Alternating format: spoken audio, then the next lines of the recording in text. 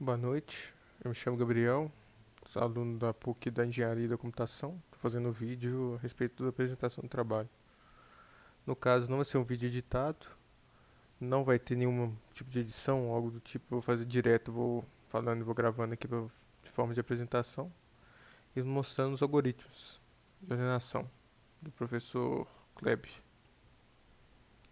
Em resumo, é um trabalho que consiste em analisar os algoritmos de ordenação, comparando entre o melhor e o pior caso e o caso médio, definindo o melhor totalmente ordenado, totalmente desordenado como pior, e o caso médio seria a forma aleatória.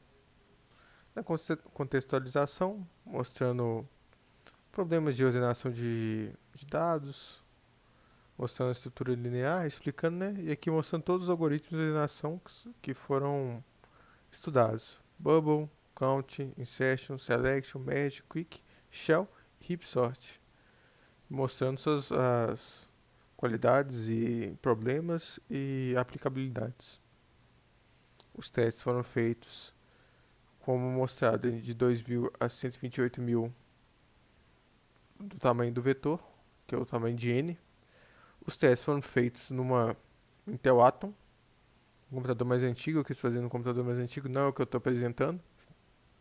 É um computador mais antigo porque eu acho que fica mais fácil de visualizar, porque o computador onde eu faço é já um computador mais atualizado e pelos testes que eu fiz não estava dando muita diferença entre melhor, pior caso, nenhum entre outro. A diferença é tão baixa que nem no gráfico ficava visível de poder ser trabalhado. Então eu fiz numa CPU mais antiga, com 8 GB de RAM, 2 de 4 e o sistema operacional Windows 10 que eu coloquei limpo.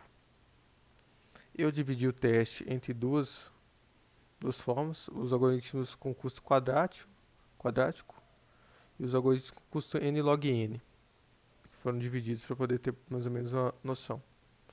Dos algoritmos quadráticos, o primeiro vai ser o Bubble Sort. É o algoritmo mais simples, mais fácil de ser aplicado. Ele que tem dois fors um em cima do outro e ele vai comparando n ao quadrado vezes olhando do sempre que tiver um valor da esquerda maior que o da direita, eles são trocados. Isso é feito essa troca até que todo o vetor esteja totalmente ordenado. Esse é o vetor, o algoritmo mais simples que possa ser implementado, que foi apresentado. Existem outras modificações que são melhores, existe vantagem em si, só que essa que foi apresentado, que eu acho que acredito que seja original, foi o mais lerdo do nosso teste. Em qualquer tipo de teste, seja do vetor mais do menor, né, ao maior, ele que foi o que mais teve o pior desempenho, o maior pior, isso que eu posso dizer. E eu não vejo aplicabilidade nenhuma nesse algoritmo. Ele tem muitos números de comparações de acesso à memória, ele tem, um dos maiores que tem. E a única vantagem que eu vejo nele é apresentar de forma escolar. Eu não vejo nada que possa ser utilizado hoje em dia como se fosse algo funcional. Aqui mostrando os testes dele. Chegando aqui, vou mostrar no Excel também, do Bubble Sort. Aqui, ó. Ele chega nos primeiros, ele costuma ter um desempenho até razoável. A partir do momento quando o vetor for aumentando para chegar a 64.000 a 128.000, ele começou a chegar até em 50 segundos, 67 segundos para poder terminar. Comparado com os outros, isso é muito tempo. Ele chegou quase a ser o dobro em comparação aos outros algoritmos quadráticos. Do segundo será uma inserção, ou o estilo do baralho. Ele funciona numa forma de comparação que tem um pivô e ele vai aumentando o número de comparações como se fosse um baralho. Ele compara, sei lá, a segunda posição com a primeira, aí pega o pivô, vai ser a terceira posição, aí compara com a segunda, compara com a primeira, pega o pivô que é a quarta posição, compara com a terceira, segunda, primeira, e se for maior, ele vai empurrar para a direita o valor que está sendo comparado, e se for menor, ele vai parar por ali mesmo e vai aumentar o pivô dele, e assim sucessivamente até que esteja totalmente ordenado. Nos algoritmos quadráticos, esse que foi que teve o melhor desempenho.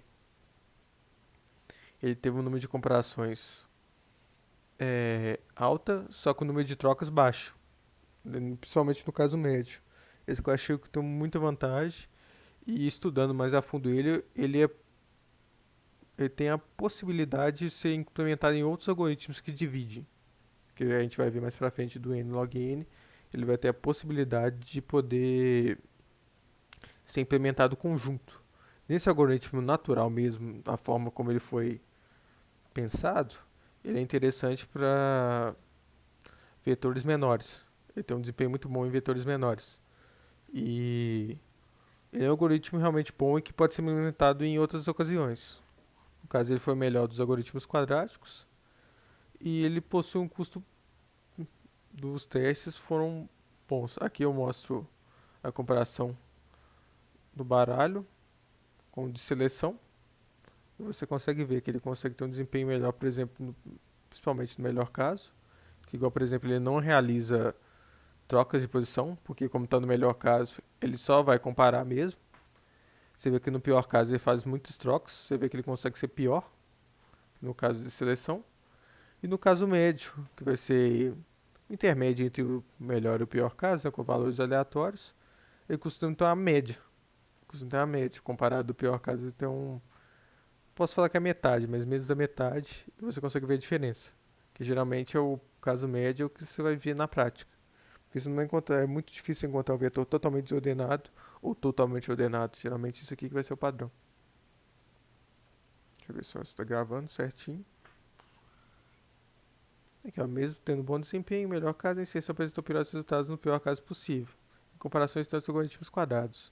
Ou seja, no pior caso, foi o que mais comparou, o que mais trocou, que teve mais acesso na memória. E aqui tem aqui mostra a inserção, né, o gráfico.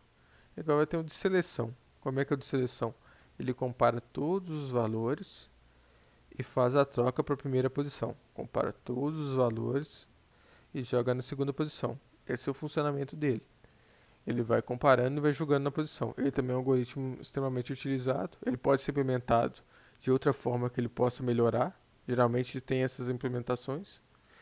E no caso é um algoritmo de fácil entendimento também e de fácil aplicabilidade. É fácil você poder aplicar e entender ele. Ele possui valores parecidos nos começos aqui, nos vetores menores. Só que nos piores casos, quando vai aumentando o vetor, devido a muita comparação dele, ele acaba tendo um desempenho pior. Apesar das trocas dele ser n, porque ele vai fazer o tamanho do vetor de trocas, ele não vai trocar demais, ele vai ter um tempo muito maior para poder comparar.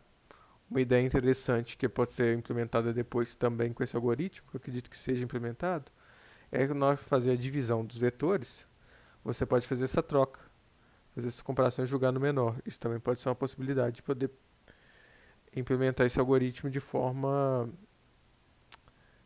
mais que seja mais proveitosa, né? Mesmo possuindo valores parecidos para ambos os casos, comparados aos algoritmos de inserção, o melhor e o pior caso possuem uma diferença estrondosa, sendo que valores maiores de 64.000 e 128.000, sendo o dobro do tempo de ordenação para o caso médio e gritantes 24 vezes maior que o caso de comparações ou inserção. Ou seja, foi 24 vezes pior no melhor caso, que é o caso que o inserção não faz trocas. Aqui mostra aqui, chegando no máximo do pico. Aqui também está o gráfico dele, de inserção, que você consegue visualizar. Pior caso, o caso médio. Esse é de inserção e do baralho. Aqui, você consegue ver a diferença. Espera, tá aqui. Agora vamos chegar nos não quadráticos. Só um minutinho, vou parar aqui a gravação.